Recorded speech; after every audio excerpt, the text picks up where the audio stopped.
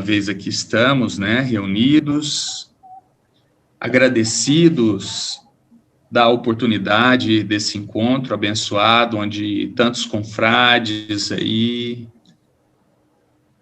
com o mesmo pensamento, trazem a vibração do alto, que acerena os nossos corações e que trazem também essa harmonia, essa paz. E sendo assim, nós agradecemos, querido Mestre Jesus, pela sua presença, pelo seu Evangelho,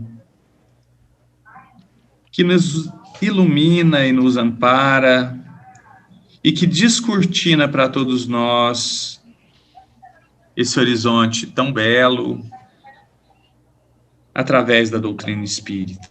Querido Mestre, nós te pedimos a proteção no nosso trabalho, na reunião de hoje, a todos aqueles envolvidos nesse projeto abençoado de captação de recursos para as casas espíritas, e que possamos estar intuídos através da espiritualidade. Obrigado, querido amigo, mais uma vez, e nós te pedimos que permaneça conosco, nos amparando, hoje, amanhã e sempre, que assim seja. Que assim seja. Que assim seja. E assim... Sim, alguém, parece que queria falar. Então, como nós já dissemos, esta é uma oficina que permaneceu, uma oficina permanente, né, de administração. E o segundo tema, é o segundo tema que, na verdade, nós fazemos. O primeiro foi sobre os voluntários no Centro Espírita e os recursos humanos. O grupo, né, esse grupo escolheu o tema da sustentabilidade e, dentre ele, a estratégias para a captação de recursos. A sustentabilidade é um conceito que nós, às vezes, enfocamos apenas na parte financeira, mas ela começa na espiritual, se estende na administrativa e chega até na parte financeira. Porque, na verdade, um centro espírita não se sustenta, né, ao longo do tempo, se não estiver espiritualmente bem, se não estiver ligado, né, aos mentores que o assistem e que inspirem os seus dirigentes, os seus trabalhadores. Portanto, eu reputo como muitíssimo importante, talvez a mais importante, das sustentabilidades para uma casa espírita permanecer ao longo do tempo é exatamente o aspecto espiritual. A administrativa também é muito importante, porque pela administração mal feita, nós podemos pôr a perder muita coisa, muito trabalho, muito esforço até da própria espiritualidade. E não é à toa que no Evangelho nós encontramos aquela expressão: dê conta da sua administração. Nós administramos casas espíritas, no sentido amplo da palavra, né? Centros e instituições de assistência, do mais diversos jaez. Mas a estrutura financeira, ela é muito importante nos dias de hoje. E nós, espíritas, temos uma tendência, né, um cacoete da nossa formação anterior, antiga, de não valorizar esse aspecto, né? E os espíritas, de uma maneira geral, não valorizam muito, e alguns até chegam a combater, né, essa questão da arrecadação, de se dar conta dos gastos do centro, enquanto que, na verdade, Kardec já, no século XIX, já falava sobre isso, da necessidade que a casa espírita do centro espírita necessita de ser mantido pelos seus sócios, né? Pelos seus associados, por aqueles que fazem parte ali. Naquela época, Kardec vislumbrava apenas esse aspecto. Hoje nós temos aí um leque de opções para que possamos levar à frente esta sustentabilidade financeira.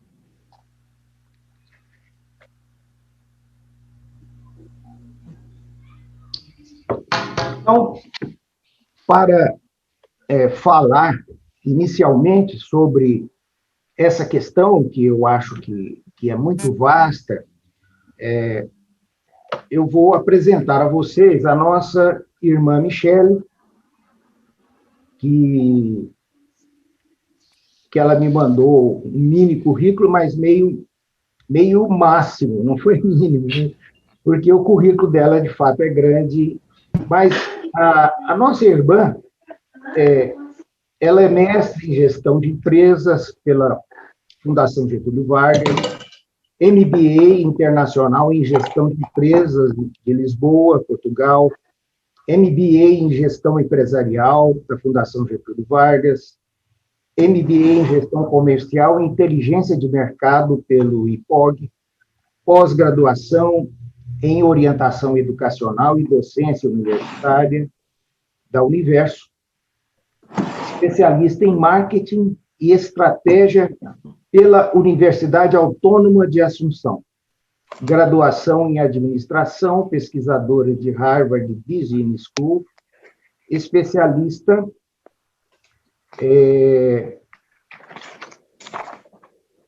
e estrategista em educação, marketing, vendas e estratégia.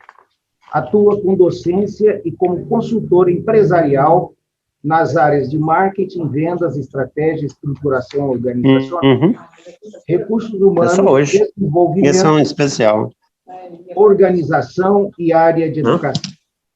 Doutora de estratégia da Comunicato, agência, diretora de estratégia da Comunicato, agência de comunicação e marketing. Diretora de planejamento estratégico e marketing do Lar de Jesus e staff da Federação Espírita do Estado de Goiás na área de planejamento e projetos. Bem, a nossa irmã, então, é que vai fazer inicialmente um apanhado do tema. Não, estou ouvindo aqui, Ana. E eu queria pedir aos irmãos que todos bloqueassem os seus microfones para que a nossa reunião possa, né, fluir mais tranquilo. E eu queria aproveitar nesse momento também para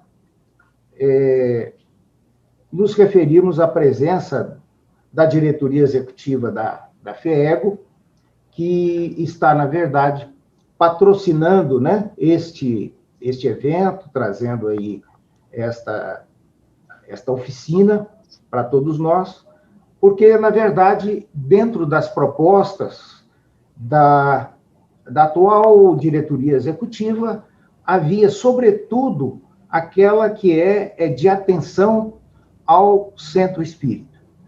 E eu quero registrar a presença da nossa irmã Ivana, que é a presidente da FEEGO, do nosso irmão Aston, que é coordenador das áreas de unificação, da área de unificação, juntamente com o nosso irmão Rui, que é o diretor de unificação, e eu queria, então, se a nossa irmã Ivana estiver presente ainda, porque ela tinha uma palestra logo em seguida, eu queria que ela passar a palavra para ela, para que ela... A Rose Kelly também está aí, a Rose Kelly. Ah, sim, a Rose Kelly. Diretora editorial. A Rose Kelly é nossa... diretora de gestão editorial. E... Porque sim, Luiz. Ainda estou. A Ivone está aí, né? Estou. Estou vendo, assim, muita gente. São muitas pessoas, né? Muitas pessoas. Que estão. Nós temos um compromisso daqui a pouco, mas entramos aqui para dar boa noite, né, a todos, para dizer da nossa alegria de um evento como esse, que é um evento que une as casas espíritas, né, em prol de um objetivo comum, de aproveitar aí desta expertise da Michele, da experiência que ela tem e da boa vontade de estar conosco nesse trabalho, né, e desse resultado do Café com Amigos, que é um evento que a gente sempre cita como referência, porque realmente promove essa união e essa cooperação entre as casas. Então, nós ficamos muito felizes com a organização do evento, parabenizando aí, né, ao Luiz Antônio, que está à frente desta tarefa, e a todos também que estão envolvidos para que ela aconteça. Tá? Um grande abraço a todos. Muito obrigado, Ivan, pela sua presença, né, nos fortalecendo aí, trazendo a sua palavra amiga. E eu queria aproveitar também, porque esta atividade está muito ligada à área de unificação, e passar a palavra ao nosso irmão Aston para que ele nos comunicasse aí alguma coisa. É uma alegria também estar participando aqui com vocês, e num momento tão importante, esta oficina, uma vez que o próprio trabalho da diretoria executiva está colocando à disposição de todos os presidentes do nosso movimento esse trabalho de sustentabilidade da Casa Espírita. Então, é um momento significativo e importante para todos nós, para todas as casas espíritas do nosso Estado. Conhecer pela competência da Michele, né, por ela estar bem atualizada com relação aos aspectos da gestão, onde nós poderemos buscar um aprendizado para melhorar, vamos dizer assim, o nosso trabalho junto às casas espíritas. Boa noite a todos e uma alegria estar presente juntamente com vocês. Maria Helena Lar de Jesus, WhatsApp áudio. Bem, dando então as boas-vindas a todos e dizer que com um carinho muito grande que nós os recebemos e que, agora por diante, quem vai, na verdade, orientar os caminhos, né, de possíveis oficinas como esta, vai ser exatamente a nossa área de unificação, que está hoje representada aqui pelo nosso irmão Aston. Eu vou passar, então, a palavra para, sem mais delongas, para a Michele, para que ela inicie a sua fala.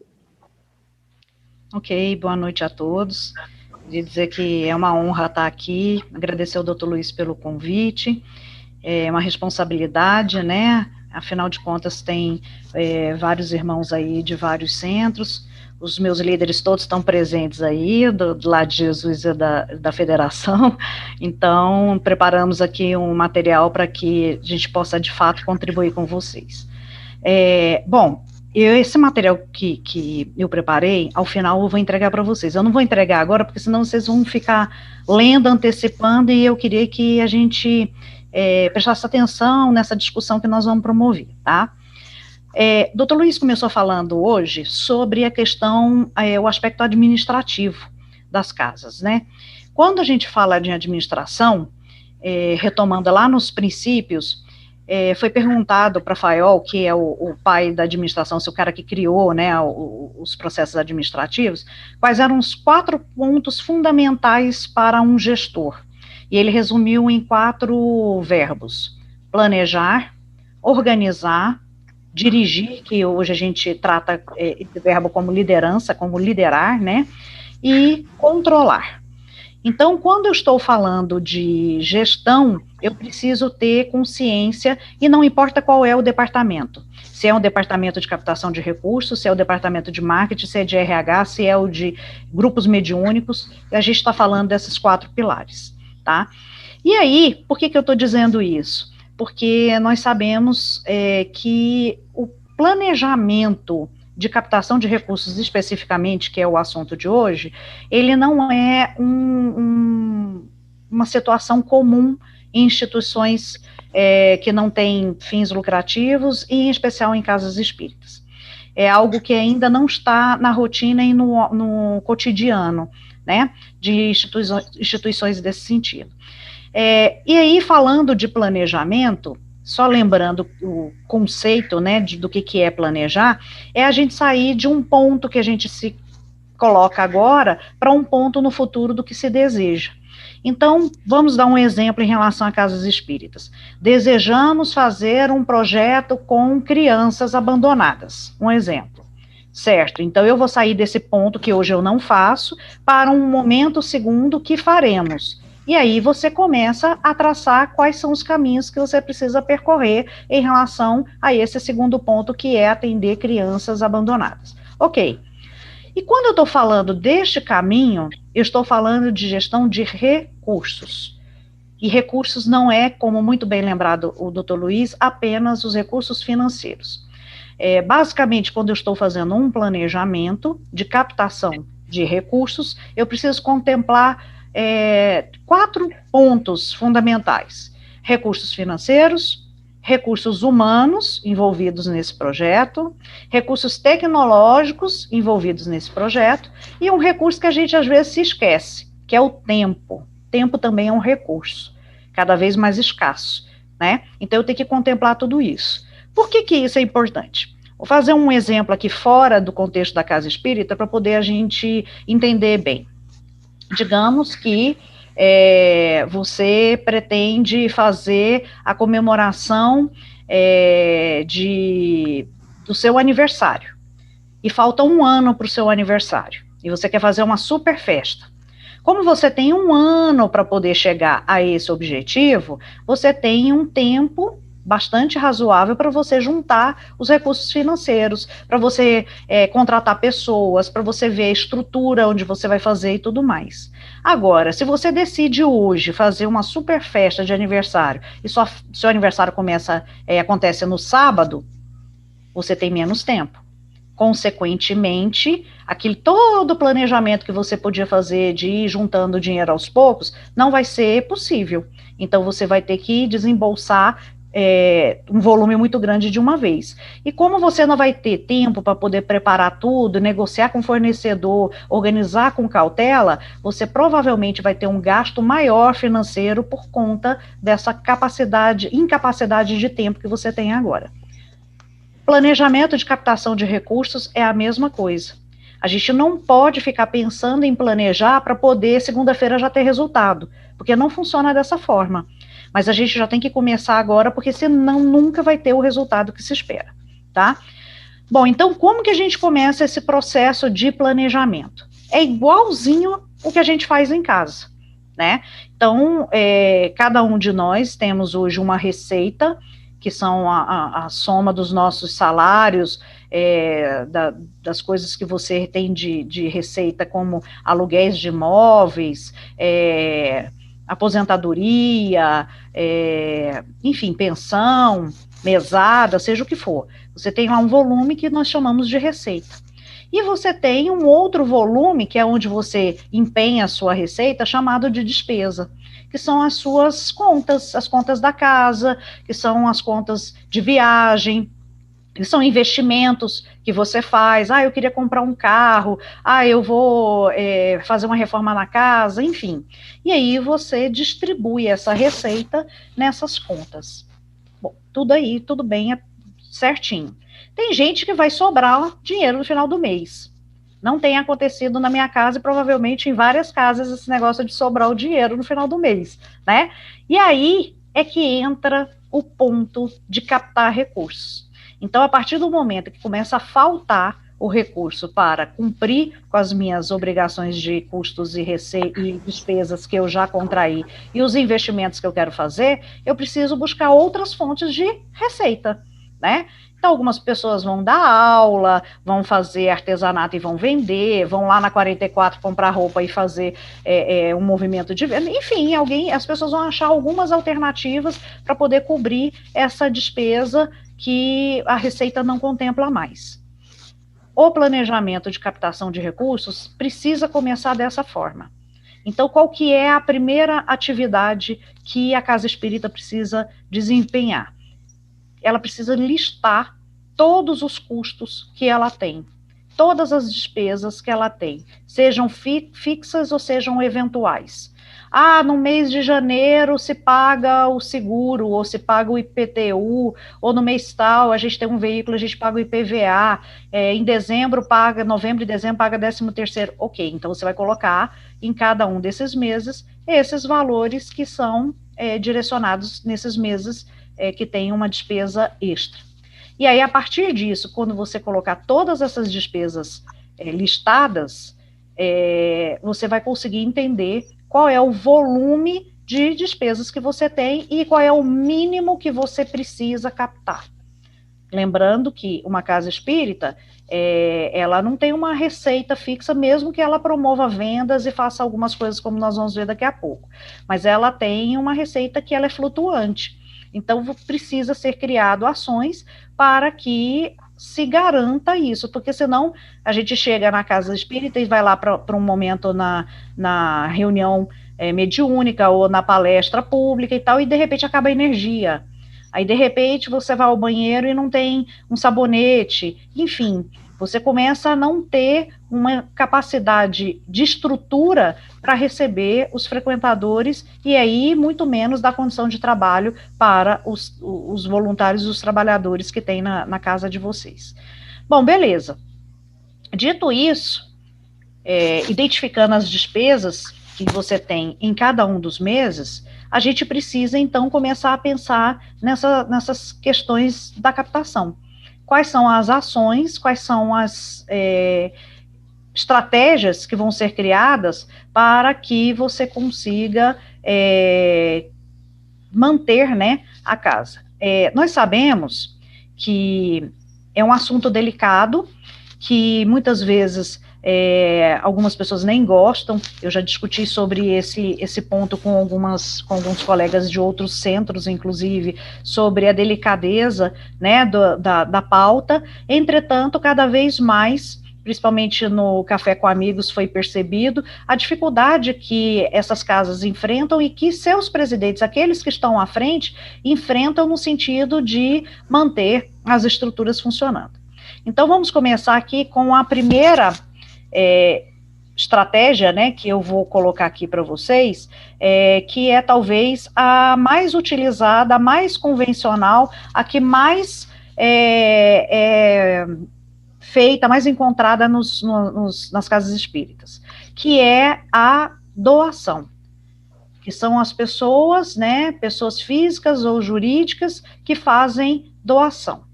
E aí existe duas situações que acontecem normalmente, que é aquele doador esporádico.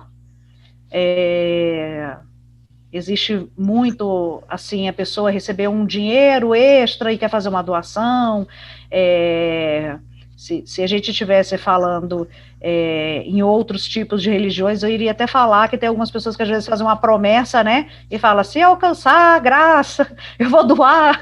Então, essas doações esporádicas, elas acontecem normalmente em todas as casas. Mas a gente não pode contar com elas. Então, nós precisamos de ter doadores pontuais e recorrentes. A gente precisa criar uma forma de associar esses doadores para eles se sentirem responsáveis por esse valor que ele faz essa doação mensalmente, mostrando a importância desses valores para o custeio dessa casa e a manutenção, né, dela com as atividades funcionando. E aí, cada casa tem sua particularidade, com certeza, no sentido do seu público. Em cidades pequenas, é muito mais fácil, né, provavelmente, essa aproximação, porque as pessoas são todas muito vizinhas ali das casas espíritas, que é um pouco mais diferente em relação a Goiânia. Eu mesmo moro 30 minutos, mais ou menos, da casa que eu frequento, que é o Lar de Jesus.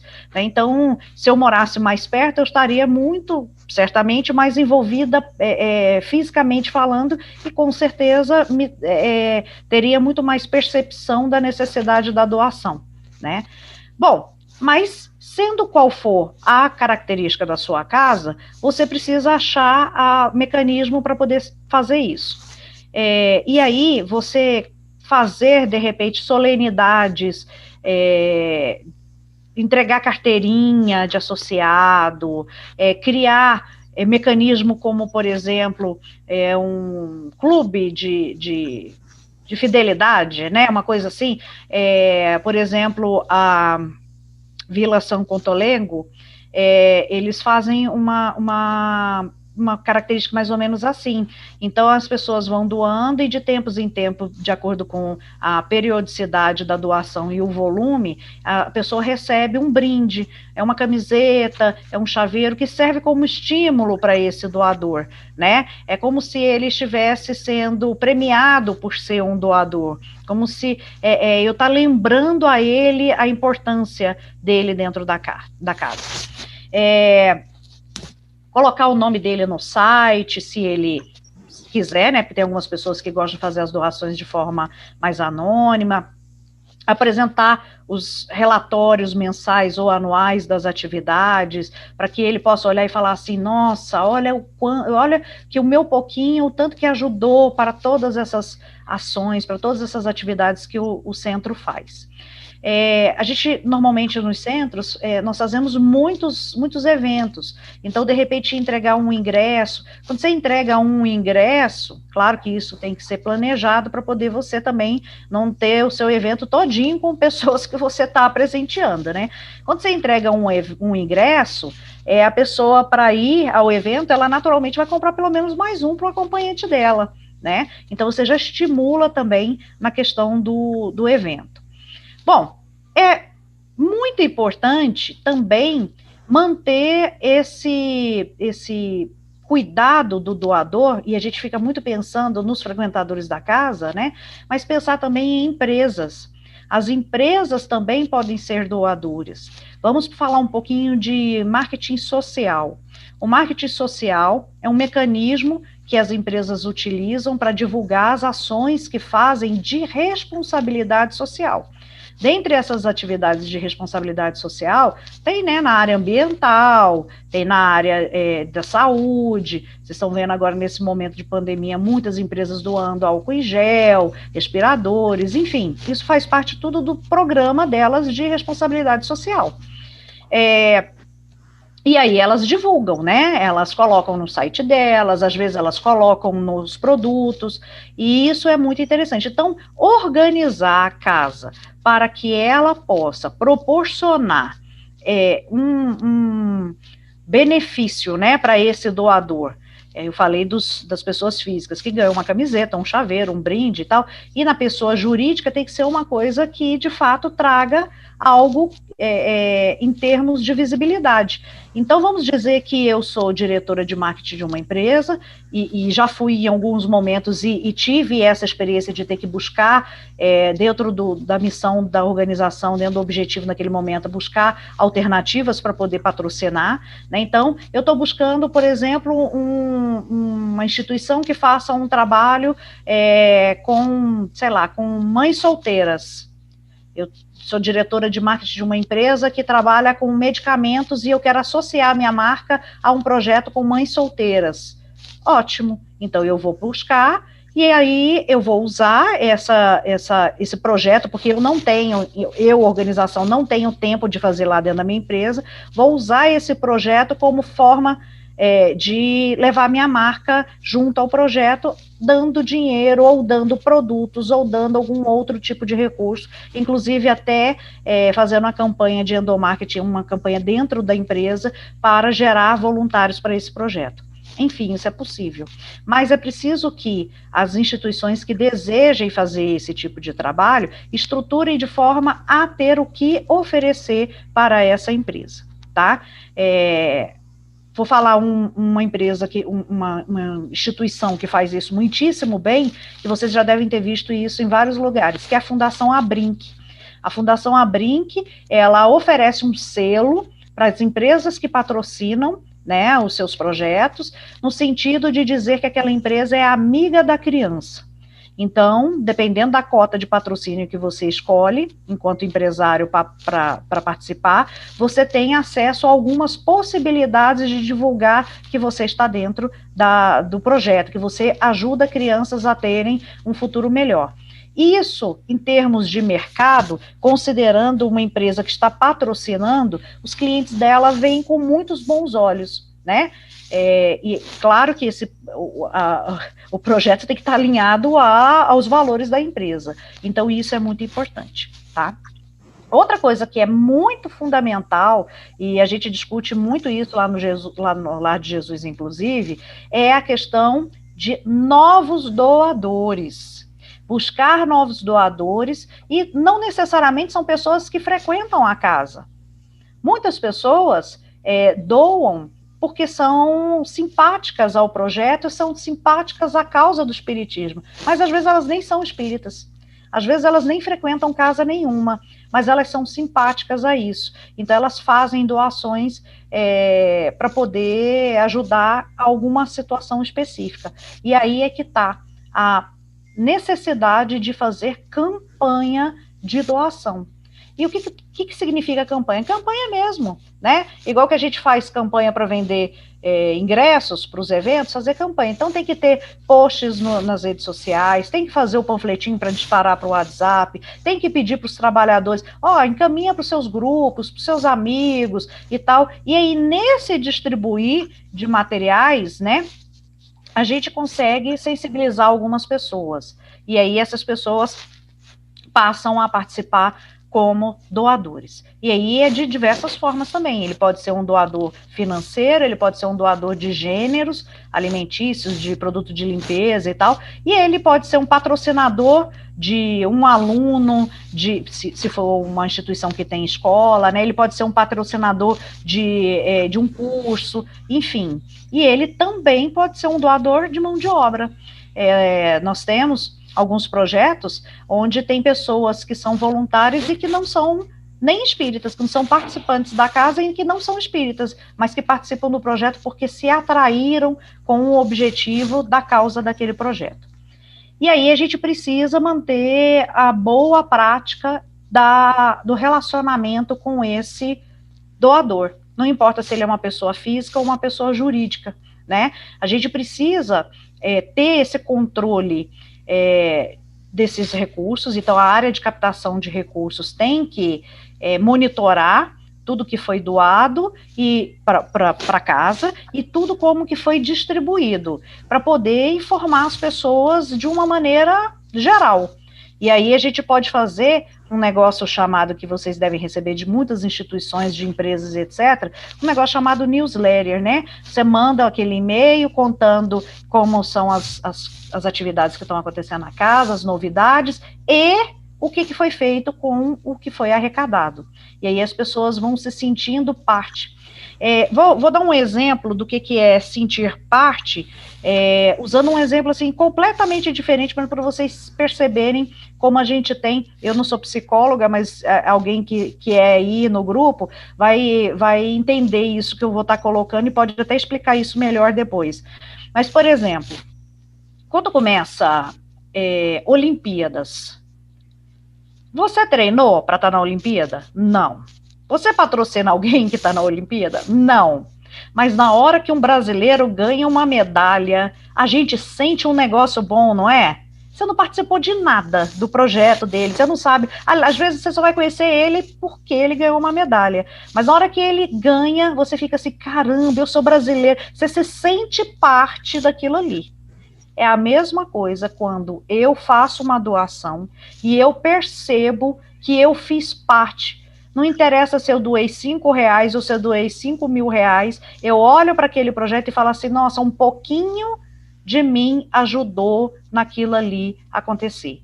Então, é a mesma sensação da medalha ganha pelo atleta, que a gente aparentemente não tem nada a ver, só que no projeto tem. É esse dinheirinho, um pouquinho ou muito, que vai fazer com que o projeto seja viabilizado. Então, a gente precisa ter esse hábito, né, de fazer com que essa informação do que aconteceu chegue aos doadores e chegar também às pessoas que vão ser futuros doadores. Eu não quero entrar no mérito de se quais são os motivos da causa e tal, mas assim, o fato é que quando a gente está assistindo o GNT, por exemplo, que acontece muito, e aparece lá, Médicos Sem Fronteira, ajude a salvar uma criança, e passa uma criança sendo atendida e tal, aquilo causa uma emoção, e já está provado, e tem pesquisas sobre isso, que um grande número de pessoas, quando estão assistindo que está assistindo aquele vídeo que está passando naquele momento, ele vai lá e fala assim, poxa, é só R$1 por dia, eu vou fazer agora. E aí ele faz o impulso, né, a doação por impulso naquele momento. Então, a gente expor os projetos, claro, sem precisar expor as pessoas na situação, enfim, tem maneiras éticas de fazer isso, mas você mostrar que acontece, que as coisas estão funcionando, é muito importante para a gente angariar mais pessoas estarem participando. Outras táticas de captação de recursos é por forma da vaquinha online, né? A vaquinha online, ela não serve para doadores recorrentes, mas serve para doações pontuais. Então, você quer comprar sei lá, um data show para fazer aula para as crianças. Aí você monta a vaquinha online, ele já vai dizer qual é o valor da vaquinha, né? Então, eu preciso de, sei lá, de R$4.000 para comprar um notebook e o data show. E aí você publica isso nas redes sociais e publica isso para as pessoas que frequentam e tal, e aí começa uma corrente do bem ali, e aí as pessoas vão doando. Então, funciona muito bem. Uma outra coisa que é uma novidade, que é uma coisa mais nova que está acontecendo e tal, e que é muito interessante e pouquíssimo utilizado pelas instituições ainda, até porque a novidade elas não sabem, e as casas espíritas eu tenho quase certeza absoluta que não estão fazendo com muita afinco, e talvez seja até uma ideia para que a federação assuma isso e depois pense como distribuir, não sei, é uma ferramenta do Google. Deixa eu só explicar para vocês como é que funciona o Google primeiro, antes de explicar essa ferramenta. O Google, ele é uma ferramenta de busca. Então, hoje, tudo que a gente quer saber, a gente vai lá e pergunta para o Google. Vai chover em Goiânia hoje? Aí o Google responde. Qual é o valor do salário mínimo em 2021? Google responde. Tudo o Google responde para a gente. Então, a gente não busca informações, na grande maioria das pessoas no mundo, em outros meios que não sejam o Google. Beleza. Aí, algumas empresas, para serem buscadas no Google de forma mais fácil, elas pagam para o Google. Então, fala assim, Google, se por acaso alguém perguntar assim, qual que é a melhor, qual que é a melhor pizzaria de Goiânia? Aí eu quero que você apareça aí, a pizzaria da Michele. Aí eu pago, cada vez que a pessoa clicar na pizzaria da Michele, alguns centavos ou poucos reais, e o Google vai sendo remunerado por isso e vai me ranqueando, que é o que a gente fala. Ele me coloca dentre os primeiros da busca para facilitar aquele buscador me achar. Beleza. O que o Google fez agora? Ele criou um Google para as instituições sem fins lucrativos. Chama EdGrant. no material vai estar escrito isso. É um nomão esquisito, né? Mas está aqui no material que eu vou dar para vocês depois, está escrito como que é. Então, ele tem um diferencial para atração de doadores e potenciais parceiros, por meio das buscas, né? Então, o que o Google está fazendo? Ele está disponibilizando $10 mil por mês para que as organizações sem fins lucrativos anunciem no Google os seus projetos. Então, quando alguém escrever lá assim, projeto de criança, então eu, diretora de uma empresa, a gente começa a fazer, assim nas empresas, né? Quero financiar um projeto sobre saúde. Aí eu vou colocar lá no Google, se esse projeto estiver dentro dos parâmetros do Google AdGrants e essa instituição estiver conveniada ao Google, ele vai aparecer no buscador lá como uma das primeiras opções. A chance de eu escolher esse projeto é grande, porque vai ser um dos primeiros que vai aparecer. Vocês veem que quando a gente faz uma pesquisa no Google, ele em 10 segundos aparece várias pesquisas e várias páginas. Tem certeza absoluta que nenhum de nós nunca entrou na página 30, 40, se não achou aquilo que queria. O que a gente faz? Quando a gente começa a pesquisar e a gente não acha aquilo que a gente queria nas 4, 5 primeiras possibilidades que aparecem, a gente muda o texto da busca.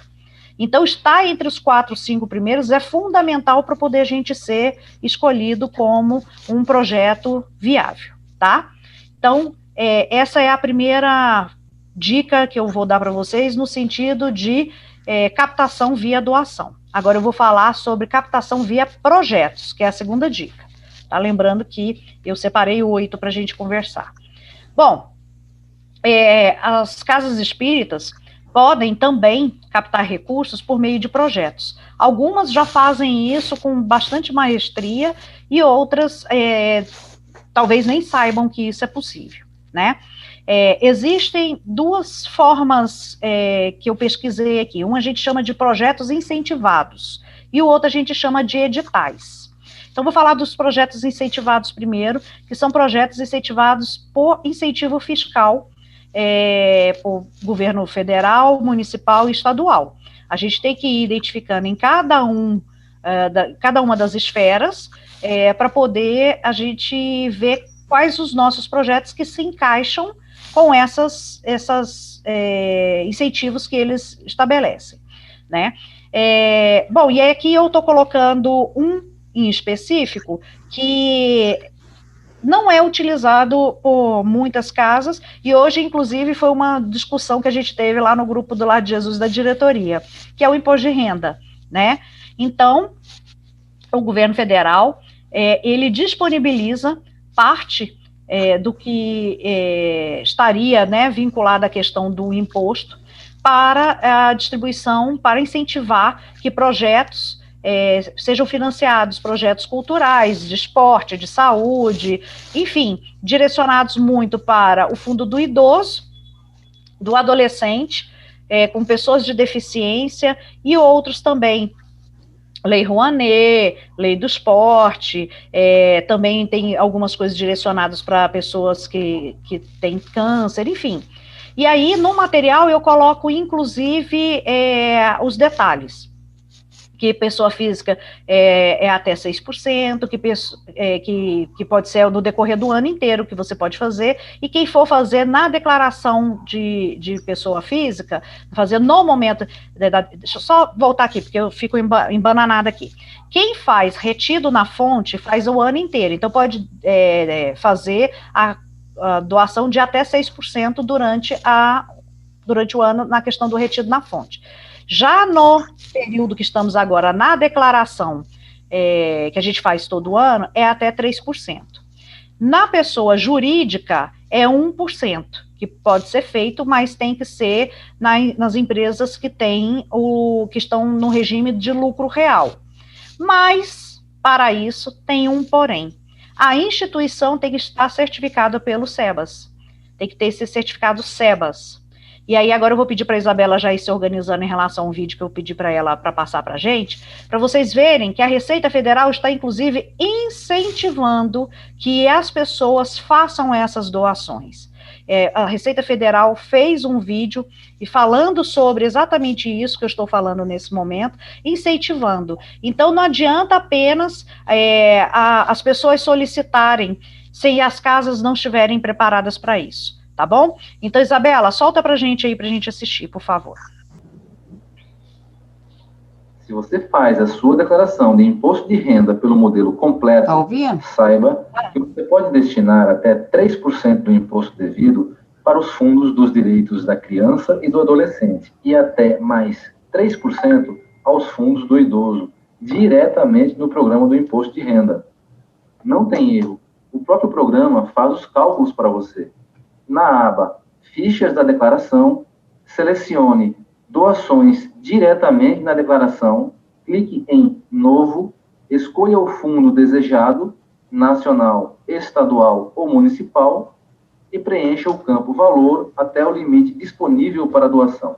Importante, você não pagará mais imposto, nem terá sua restituição diminuída. Caso você tenha restituição a receber, o valor destinado será somado à sua restituição. E caso você tenha imposto a pagar, o valor destinado será abatido do que você deveria pagar. Faça você também a diferença.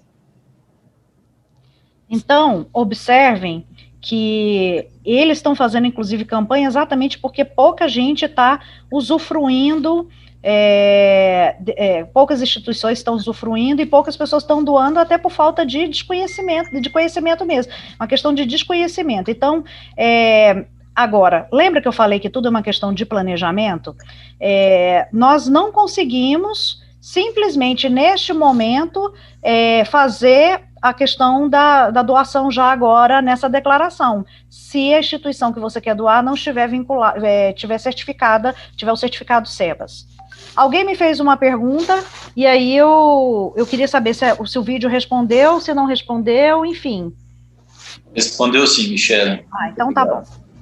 Bom, e aí a outra questão em relação sobre a questão dos projetos incentivados que eu gostaria de falar o município de cada um de vocês, vou falar em específico de Goiás, de Goiânia, né, tem vários projetos que podem ser, que eles patrocinam, né, no sentido de situações direcionadas à criança, ou ao idoso, ou a gestantes, enfim, dá para poder vocês, quando tem escola, quando tem hospital, para vocês irem olhando isso, mas para isso a gente tem que fazer algo que é extremamente importante, que é correr atrás dessas informações, certo?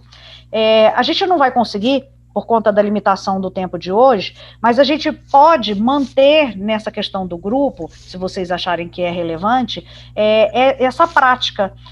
Um achou uma situação, um achou um projeto de incentivo, uma situação que o governo ajuda e tal, coloca no grupo, pessoal, o município tal tem isso, o município tal tem isso, o governo do estado tem isso, o governo federal está oferecendo isso, para poder passando para o outro até que a gente se utilize, né, aqueles que puderem. Editais é a segunda forma de projeto também, que editais que instituições e fundações empresariais fornecem e que são boas fontes de receita. A gente teve, algum tempo atrás aí, projetos da Enel, tem sempre da Votorantim, tem da Petrobras, e o que a gente precisa para poder participar disso? Ter os requisitos de participação, e cada projeto é de um jeito, então não adianta a gente ficar pensando assim, eu tenho tudo, ou eu não tenho, ou será que eu tenho? Cada projeto que sai, você vai ter que ir estudar o projeto e analisar, né, se ele contempla, se o que você tem na casa contempla ou não.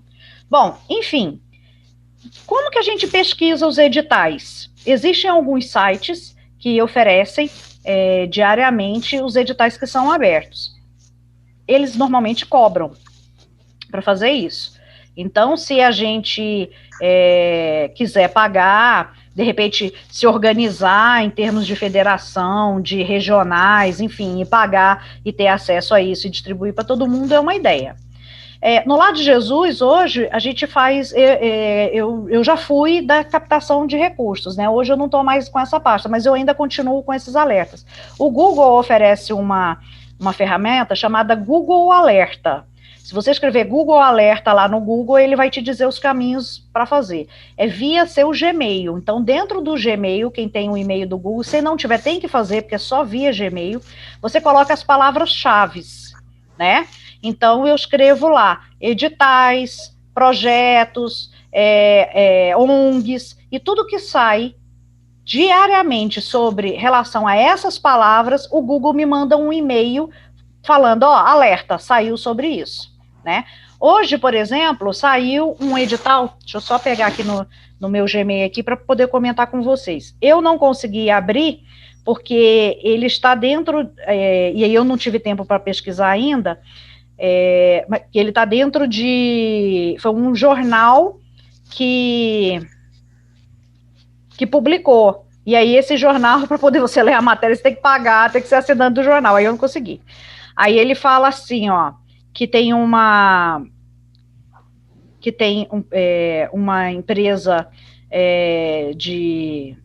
da área de pensões, de fundos de pensões, né, está lançando seu primeiro edital mês que vem, vai selecionar 1 ou 2 ONGs para o trabalho no primeiro ano na área de, aí na área de eu não sei o que é, aí eu cliquei, tem que assinar e eu ainda não consegui, então eu vou pesquisar isso em outras formas, em outras fontes, para poder eu saber, e aí sendo de fato algo que interessa a casa que eu trabalho, eu vou direcionar para a captadora de recursos, que inclusive está aqui assistindo a gente. E aí ela vai estudar o edital e tal, e se ela perceber que o Lar de Jesus pode participar, faz o projeto.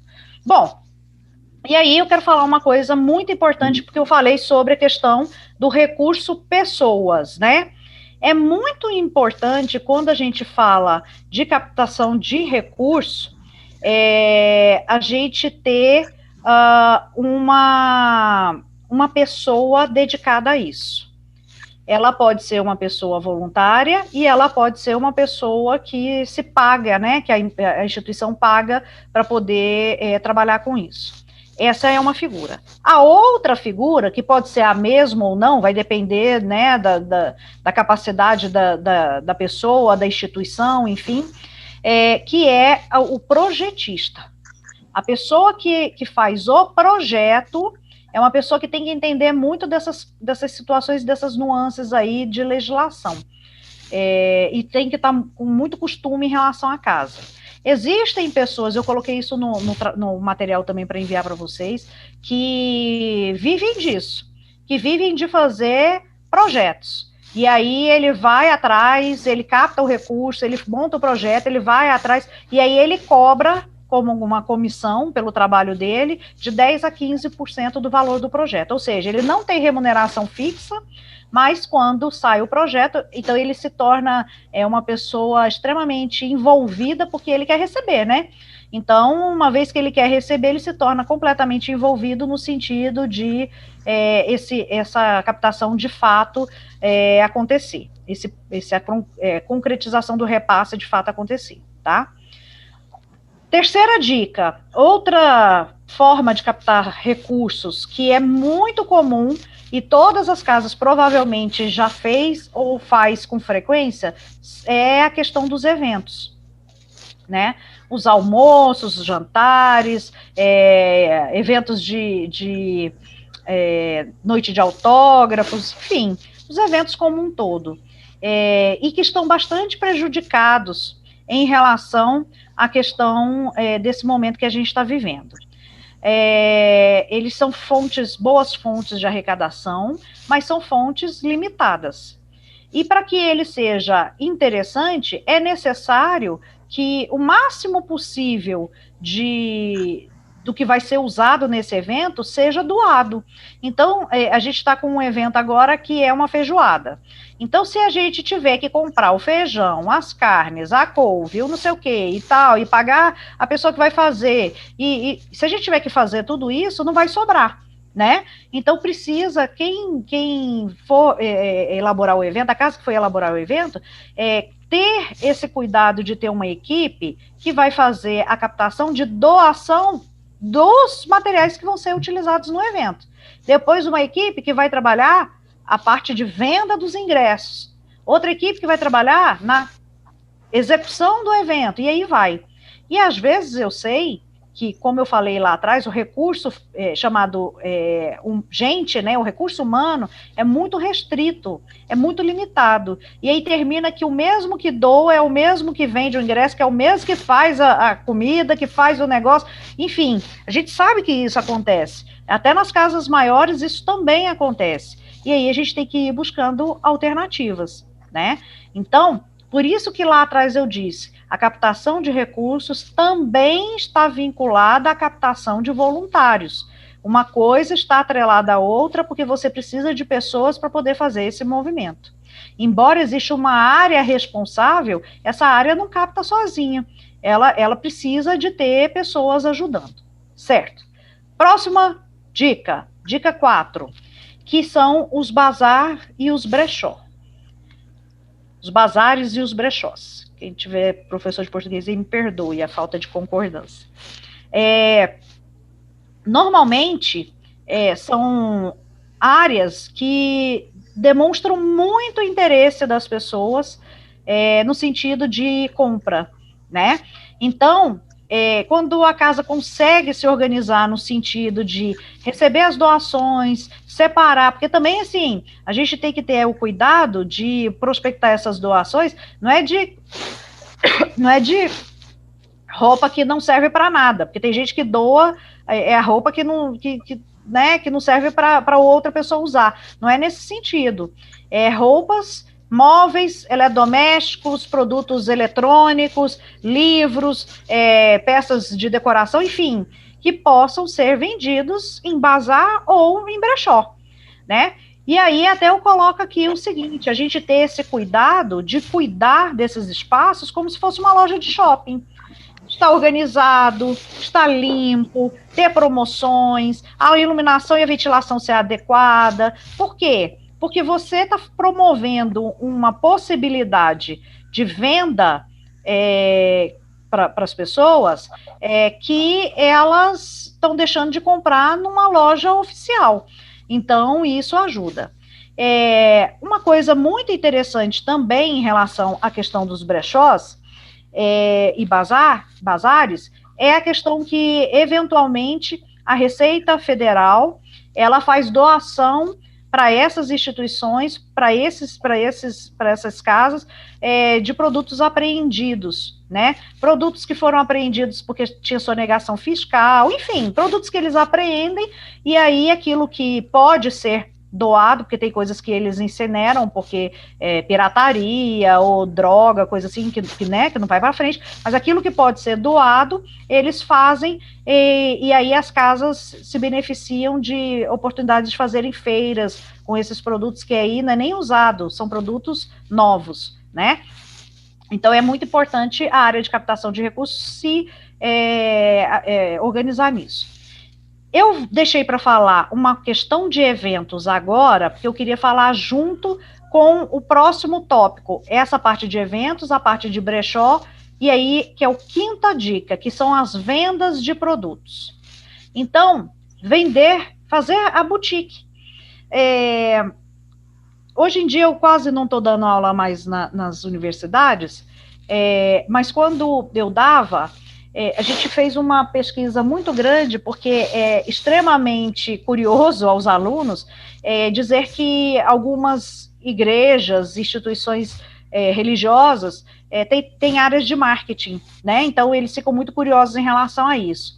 E aí, eu fiz um trabalho para poder, né, dar essa aula e tal, e foi mostrando o quanto que a área evangélica cresceu com a venda de produtos da linha gospel, em especial com um garoto propaganda fofo, chamado Esmilinguido, né? Então, eles fizeram uma linha toda bonitinha do Esmilinguido, que é uma formiguinha fofa, que tem capa de caderno, capa de agenda, camiseta e tal, e aí aquele público compra, e isso gera uma receita que antes eles não tinham em relação a isso, né?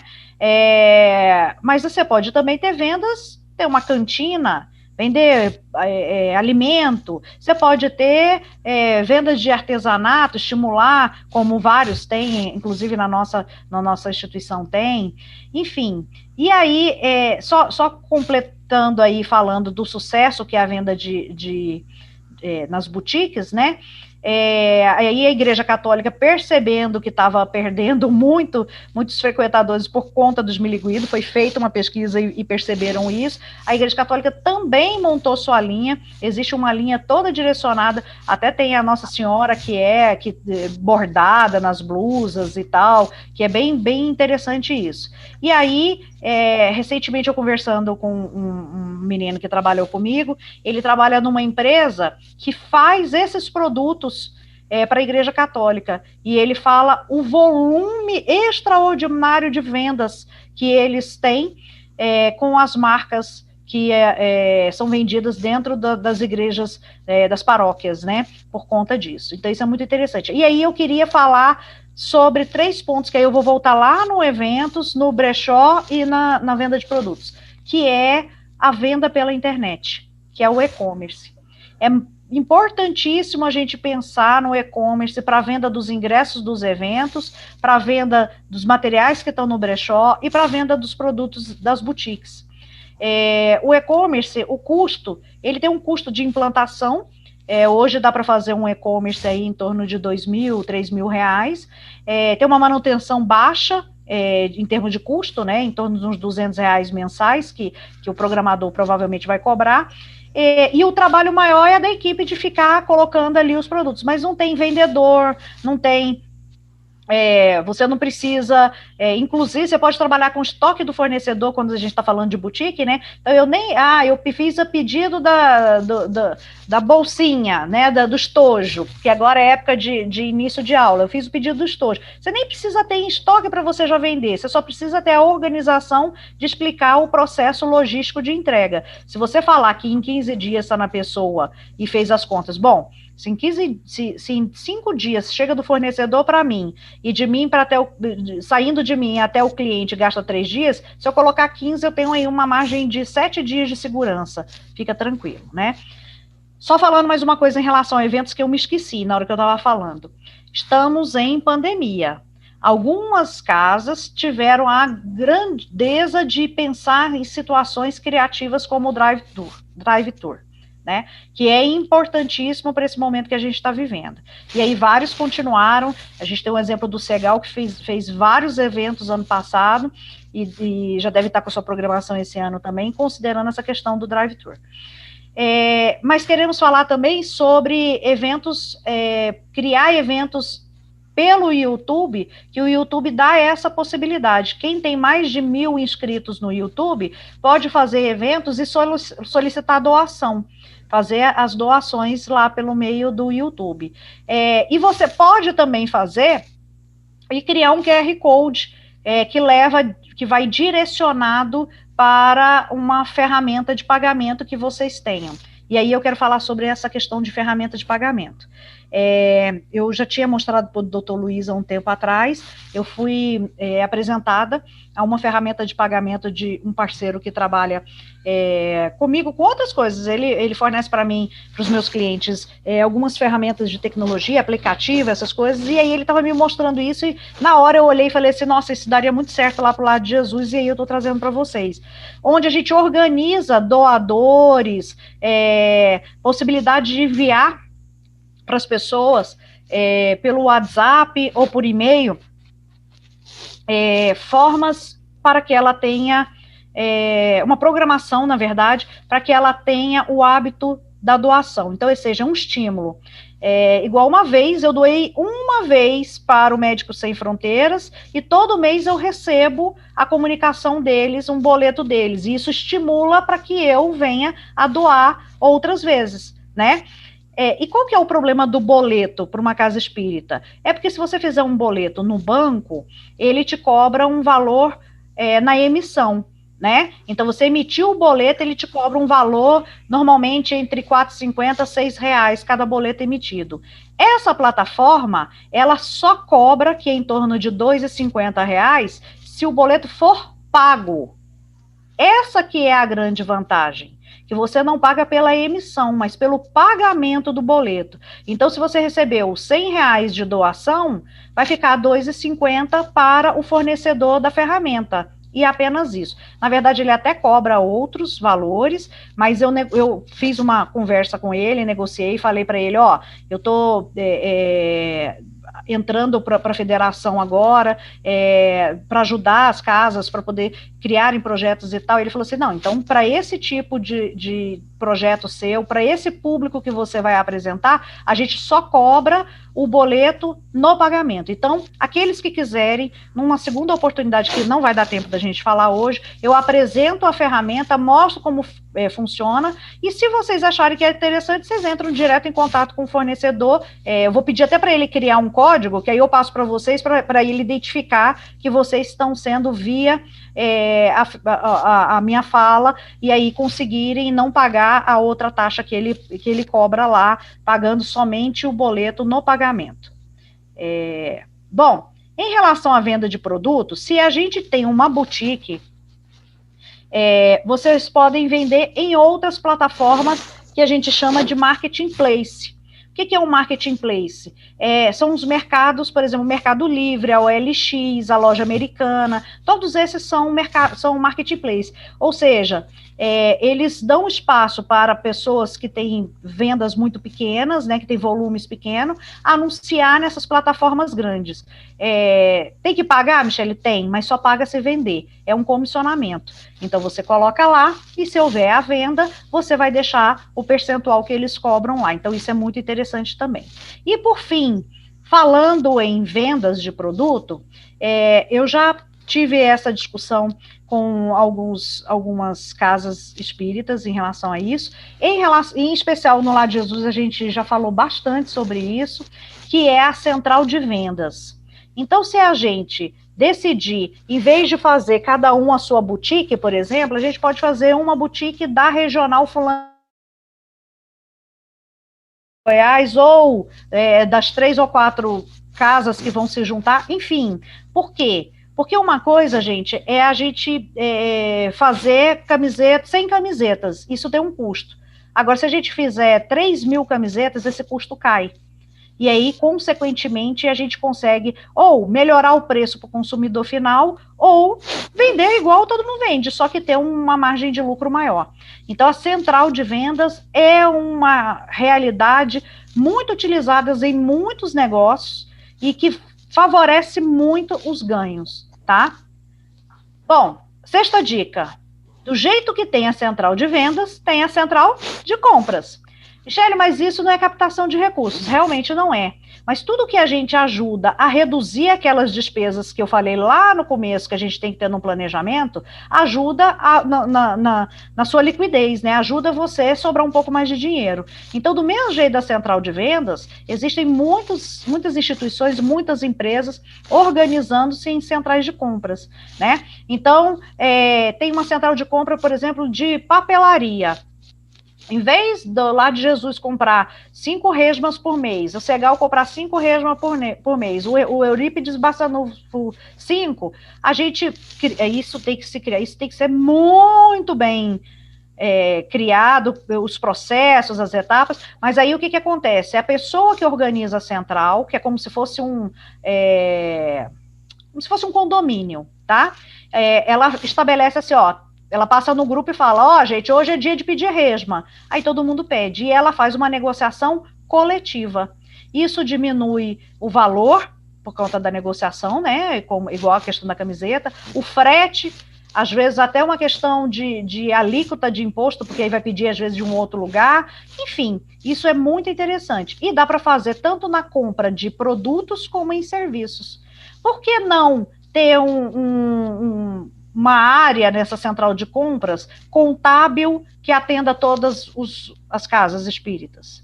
Por que não ter uma área jurídica que atenda todas as casas espíritas? Ou uma área de RH que faça a seleção de voluntários, ou de marketing para fazer... Enfim, tem várias áreas que são possíveis de fazerem isso, prestando esses serviços, né? A gente chama isso nas empresas de serviços compartilhados. né? Então, esse condomínio faz a gestão desses serviços compartilhados e vários se beneficiam disso. A 7ª dica, que também não é de captação de recursos, mas ela contribui para a liquidez, é a redução de custos em geral, né? Melhorar planos de telefonia, criar ações de captação de água de chuva para poder utilizar em áreas que não precisam de água potável, pensar na seriedade da energia solar, e vários outros custos fixos que são possíveis de serem melhorados. Claro que tem muitas instituições que conseguem alguns benefícios que são oferecidos por concessionárias, né? Então, por exemplo, a antiga CELG, que hoje é Enel, tem uma situação que, quando é organização sem fins lucrativos, até determinado volume de consumo, eles oferecem. Enfim, tem essas questões que provavelmente vocês todos já aderiram. Mas tem muitos custos que nós podemos reduzir, e muitas vezes a gente não sabe. E aí é a hora de você chamar um consultor, ou mesmo dentro dos frequentadores, tem alguém que seja da área, e você chamar e pedir uma avaliação nesse sentido, né? Para poder você ir reduzindo coisas que são desnecessárias. E, por fim, a última dica, não que ela não seja importante, mas, enfim, eu enumerei por último, que é uma outra possibilidade real de captação de recurso, é aluguel do espaço. Nós temos, nas casas espíritas, alguns espaços, mesmo quando ela é pequena, ela tem uma sala, ou ela tem várias salas, ela tem, muitas vezes, um auditório, e a gente não ocupa esses espaços o tempo todo. Lembra da história da empresa que é doadora? Talvez isso seja, por exemplo, um dos benefícios que você pode oferecer para essas empresas. Às vezes a empresa precisa fazer um treinamento e ela não tem um local para fazer. Às vezes você usa isso como benefício e às vezes você pode fazer o quê? Alugar, né? Então, alugar para treinamento, para um congresso da escola fulana de tal, para a confraternização da empresa ciclana, enfim, é uma receita que vai estar te ajudando a reduzir os seus custos e, ao mesmo tempo, também gerando uma possibilidade aí também desses frequentadores do evento que está sendo em questão, sendo colocado agora no ponto de conhecer a casa, conhecer, né, aqueles projetos que estão lá nos seus murais e tal, e com isso talvez até se tornar um frequentador. O Iderlan colocou aqui, agora tem o Pix, que é uma excelente oportunidade. Esse fornecedor que eu estava falando para vocês, ele tem todas essas possibilidades, o Pix, cartão, boleto, ele criou uma estrutura onde facilita a gente enviar essa rotina da doação de uma forma clara. Então, vou falar do Iderlan aqui, porque ele se pronunciou. O Iderlan, ele é um doador da Lefa, né, o nome da casa dele aqui, da instituição da Lefa, e ele doa R$50 mensais. Então, o que o captador de recursos da Lefa vai fazer? Vai cadastrar o Iderlan nessa plataforma e vai dizer, o Iderlan recebe todo dia 10 de cada mês o boleto de R$50. Já está definido que é assim que o Iderlan gosta de pagar. Aí, quando for todo dia 10, a ferramenta distribui para o Iderlan, e aí ele recebe e ajuda e faz o pagamento. Aí, lógico que tem que ter um processo, né? Se no dia seguinte for percebido que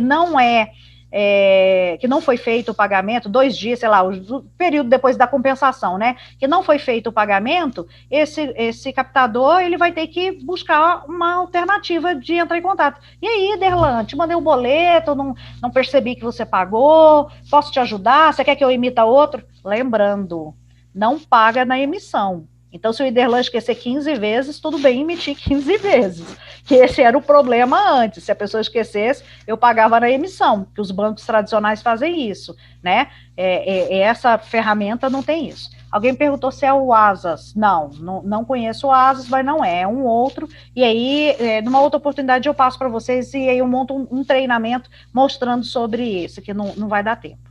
Bom, isso era o que eu queria apresentar nessa primeira etapa. Eu falo muito, eu até cortei muita coisa, porque o doutor Luiz pediu para eu ser mais sucinta nesse primeiro momento. Eu vou encaminhar para a Isabela o material para depois ela colocar aqui no grupo. Eu posso colocar no chat, né? Isso, e aí eu queria... Eu fiz um teste aí, colocando o convite da feijoada aí do lado. Isso. E aí eu sei que é a desculpinha dela para poder fazer. Ela é uma captadora de recursos. A desculpinha dela. Aí, estratégia de divulgação, essa é danadinha. E aí, eu vou pedir, então, se alguém tiver alguma dúvida até esse momento, porque agora nós vamos ter uma fase onde a Isabela vai me ajudar a separar vocês em salas para bem rapidinho a gente fazer uma discussão, mas eu só queria ver se tem alguma dúvida agora, né, até esse momento, para poder a gente partir para a segunda fase, que vai ser bem rapidinho. Enquanto vocês vão pensando aí, eu já vou encaminhar para a Isabela aqui. Não? Nenhuma dúvida? Estou com a mão levantada. Pode falar, Esmeralda. Eu não estou te vendo, Esmeralda, eu estou mandando um negócio para a Isabela aqui. Pode falar. Não, é porque você falou que para mandar o material, e aí a Isabela falou para colocar no chat, eu não sei se seria a melhor opção. Mas como nós temos um grupo, os coordenadores e secretários... podemos colocar lá, talvez Esmeralda. fosse melhor colocar lá, e de lá a gente distribuir, né? Distribuir para os presidentes das casas espíritas. Pode ser. Ficaria melhor. Bom, aí vocês vejam, eu realmente não sei opinar qual que é a melhor saída, tá? Só essa consideração. Os dois. De Esmeralda. Já não tá aí, pode colocar. Certo. Nós somos quantos aqui no grupo? 57, né? Então, vamos colocar o Não, nós vamos fazer distribuição aleatória. O programa mesmo já vai jogar o pessoal, distribuir. Tá, então ótimo. Vamos colocar de 8 pessoas em cada grupo, mais ou menos? Alguém falou? Eu falei. Nós estamos com um problema, a questão do tempo. Porque eu temo que realmente não vá dar tempo para a gente fazer uma discussão completa, uma discussão adequada. Na verdade, o que eu queria propor, doutor Luiz, talvez a gente nem precise ir para as salas. O que eu queria propor, inicialmente, enquanto discussão, é perguntar o seguinte, se todos que estão aqui analisam que é viável, por exemplo, a gente pensar na central de compras e central de vendas, por exemplo. Por que eu estou falando isso? Porque a partir de uma central de compras e uma central de vendas, a gente já começa a ter uma possibilidade, inclusive, de ter um captador de recurso para o grupo.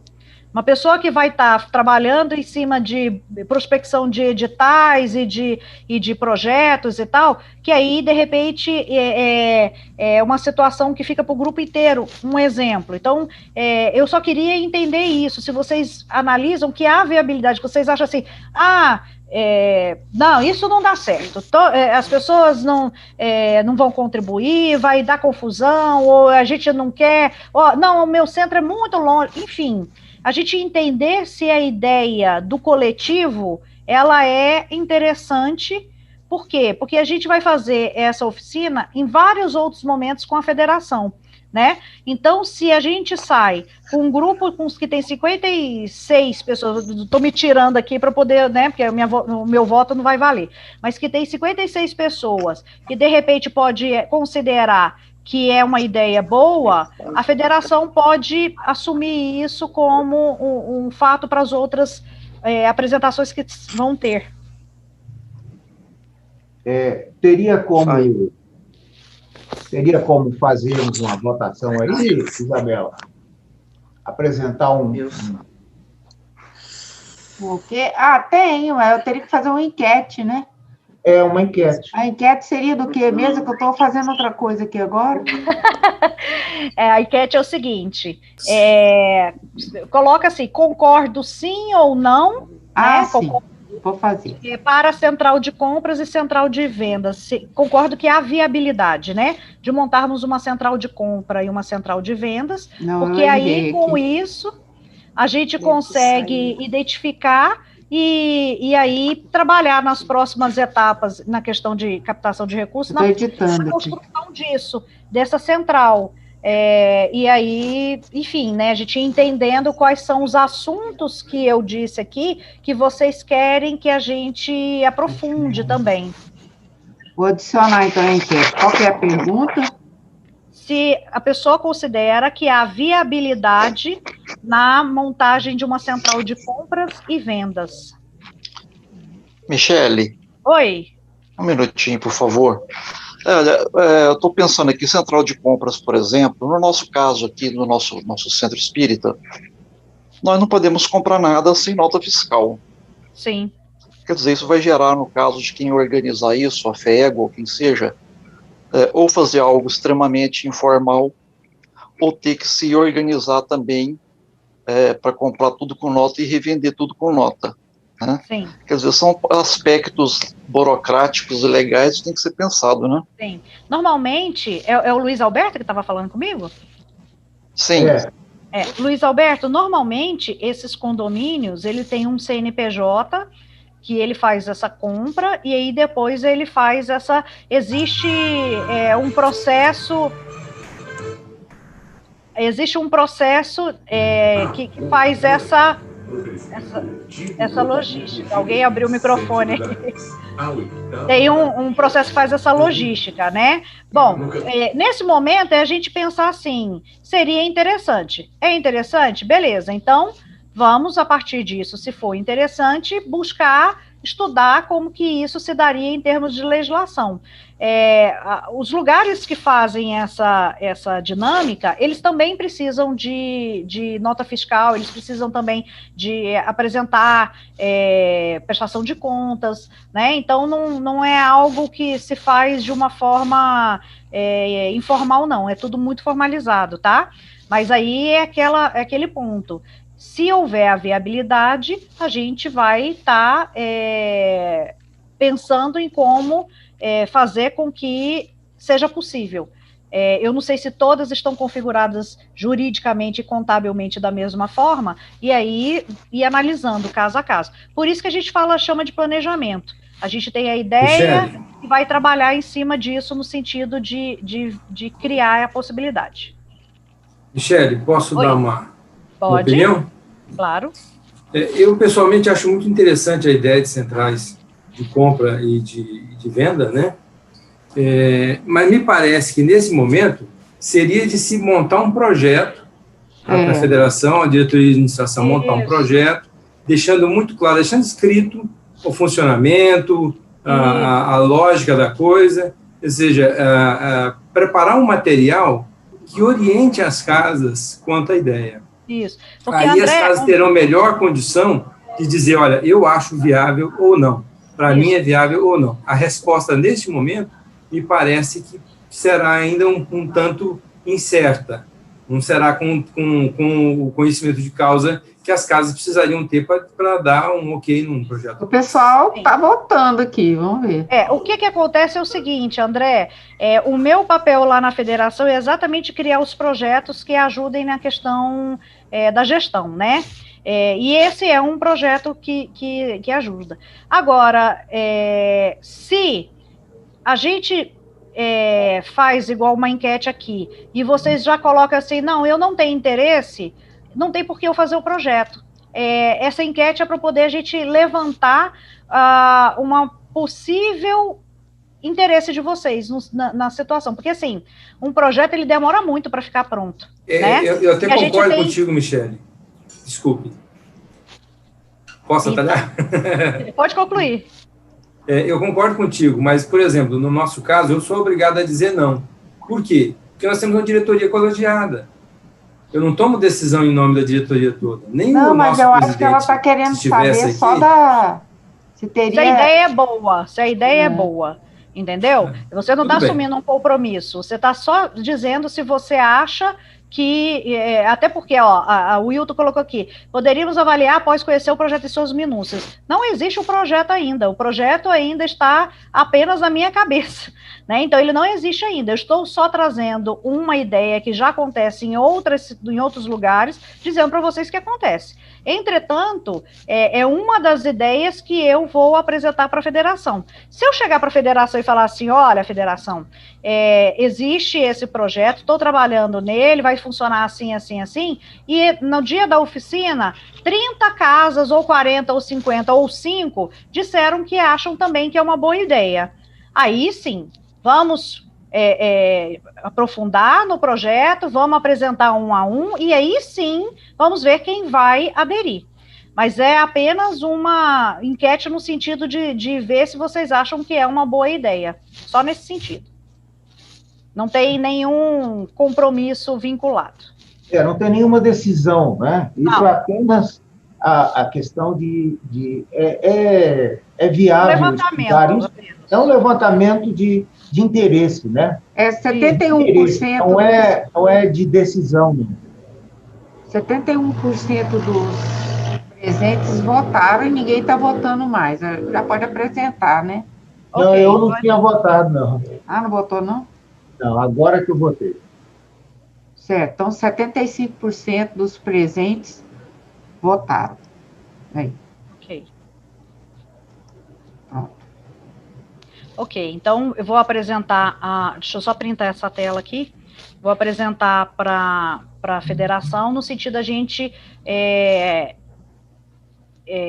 vale a pena estudar, de forma profunda, vou apresentar o Aston, que é o que está me acompanhando nessa etapa, e o Rui, no sentido da gente ver se de fato a gente consegue trazer uma ideia em relação a isso. Bom, estou à disposição de vocês para alguma dúvida, para as considerações. Doutor Luiz.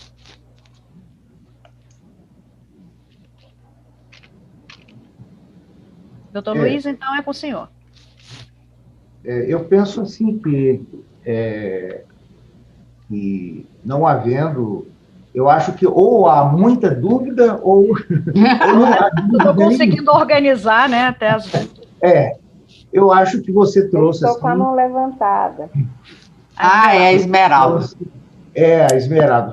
Vamos, então, deixar Esmeralda. Se comunicar. Vamos lá, Esmeralda.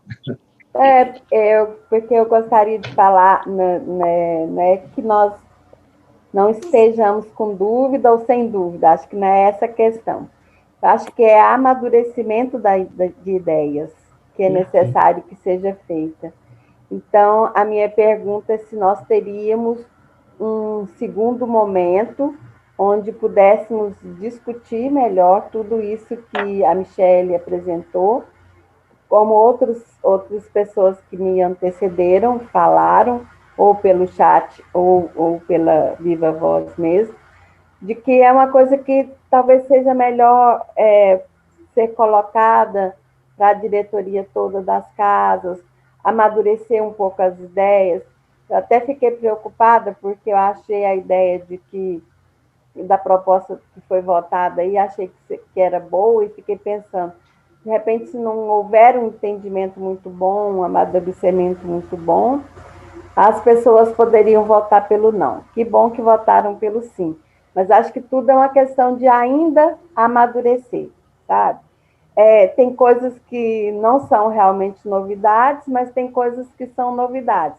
Tem coisas que precisa ser melhor discutido, porque entra a questão de ética, né? Entra a questão de que as casas espíritas podem ou não, por ser casa espírita, e que precisa ser muito bem explicado, conversado, analisado, e que eu acho que realmente hoje não seria possível, dado a hora, né? Mas que precisaria de um segundo momento. Penso eu que seria necessário um segundo momento, tá bom? Obrigada. Perfeito. Luiz Alberto. Obrigado, Esmeralda. Luiz Alberto está com a mão. Sim. Não, só uma colocação que eu acho que é importante. Existem situações distintas entre recursos para casa espírita que é aquele recurso normal de manutenção, de pagamento de água, energia, e às vezes alguém, um colaborador, enfim, né? E existe recursos para atividades sociais. Especialmente não foi falado aqui no segundo item, que é captação através dos projetos e os incentivados. Eu acho que é fundamental a importância que as atividades sociais da casa, elas se transformem em uma instituição, um CNPJ separado, porque os próprios objetivos de uma casa espírita são diferentes dos objetivos de uma instituição. E quando você vai fazer um projeto, né? Quando você vai fazer um projeto, você está lá, objetivo religioso, isso já foi cortado. Né? Então, se a casa espírita possui iniciativas, vamos dizer assim, mais simples de atendimento, aquele atendimento ali na porta da sopa, que não exige um recurso mais avantajado, as outras formas são bem eficientes. Mas se existe já um projeto mais estruturado, de um lar, de uma creche, então é necessário que esse projeto seja separado da instituição e que não tenha no seu estatuto, inclusive, nada que se refira que é uma entidade, uma instituição religiosa, né? Então era isso. Foi uma ótima colocação, Luiz Alberto, isso é fato, porque senão os projetos e os editais, sempre vai ser reprovado por conta disso. Tem toda a razão. Michele, posso dar uma contribuição pequena? Claro. Eu acho, a gente observa uma grande intenção da FEEGO em unificar os centros espíritas, né? E nós, como líderes de uma casa espírita, eu acho que a gente tem que acreditar um pouquinho nesse projeto seu, começando pela central de compras, pela central de vendas, porque uma das grandes dificuldades nossa são os recursos humanos, né? Nós temos muita dificuldade no recurso humano, temos financeiro, mas temos humanos também para abraçar a causa, para trabalhar. Então, assim, é diferente um pouquinho da opinião de outros, que talvez possa olhar para essa proposta sua diferente. Eu acho que nós temos que nos unir para fortalecer o movimento espírita. Nós, separados, nós vamos ser mais fracos. Eu acho que é uma boa oportunidade para nós, aqueles que têm uma visão contrária, eu acho que a gente tem que refletir sobre isso. Eu acho que nós estamos diante de uma boa oportunidade, tá bom? Obrigada, Valéria. Mais alguém, gente? Doutor Luiz, então é com o senhor.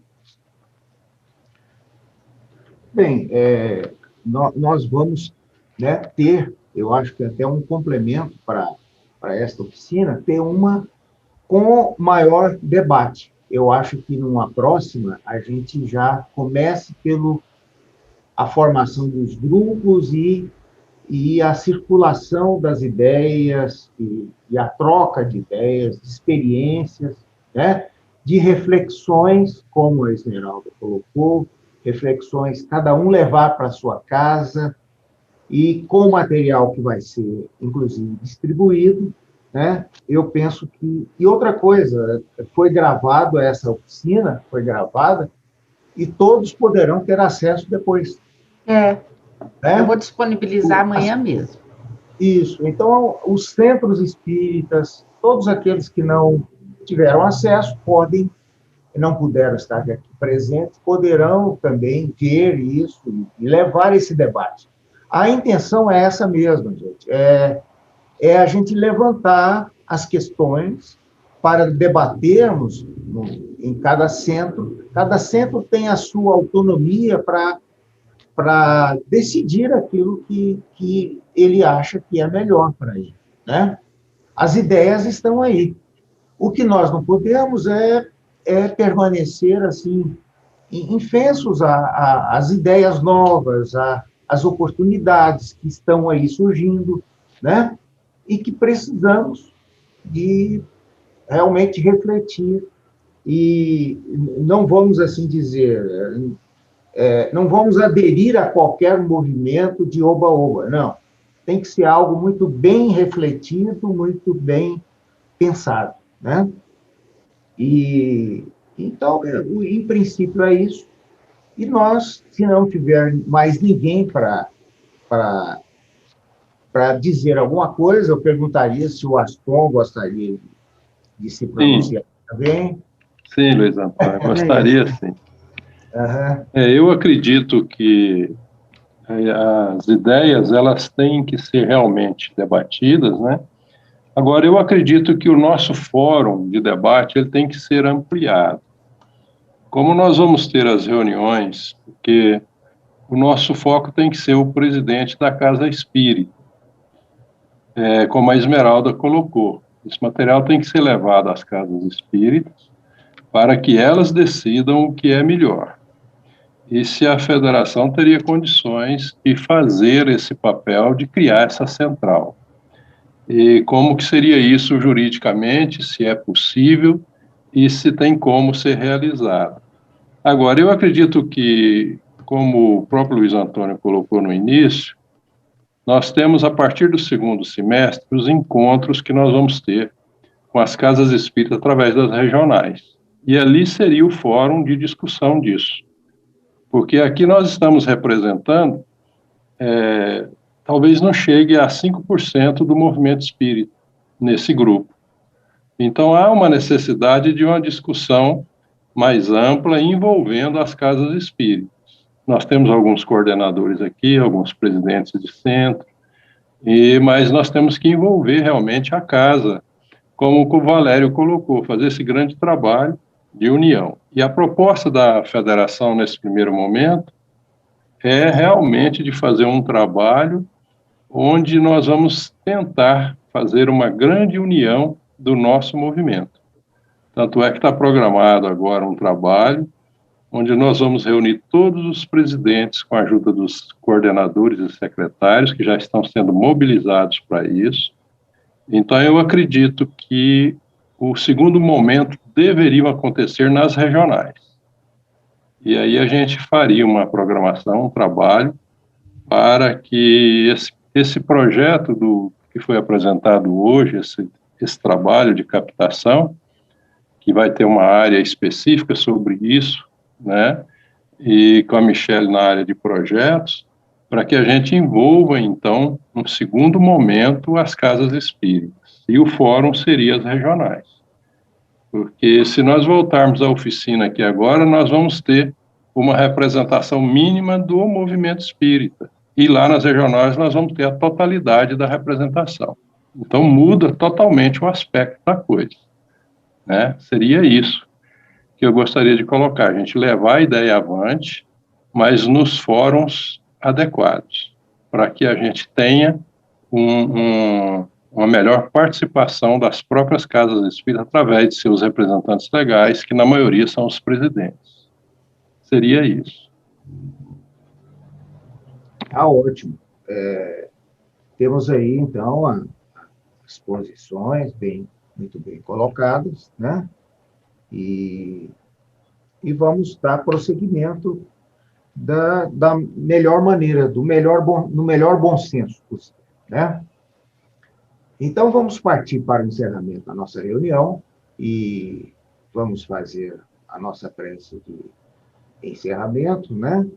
E eu pediria a nossa irmã Rose Kelly para que fizesse a prece de encerramento para todos nós.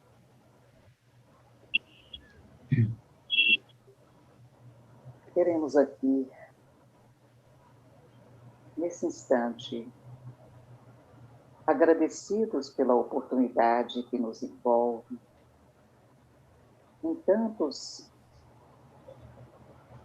instantes aqui de explicações, de coisas novas, de oportunidade de vislumbrarmos que o movimento espírita tem muitos caminhos que possa seguir, principalmente que possa perceber onde há dificuldades, se abrem novas portas, onde há desafios, é porque ainda podemos crescer ainda mais.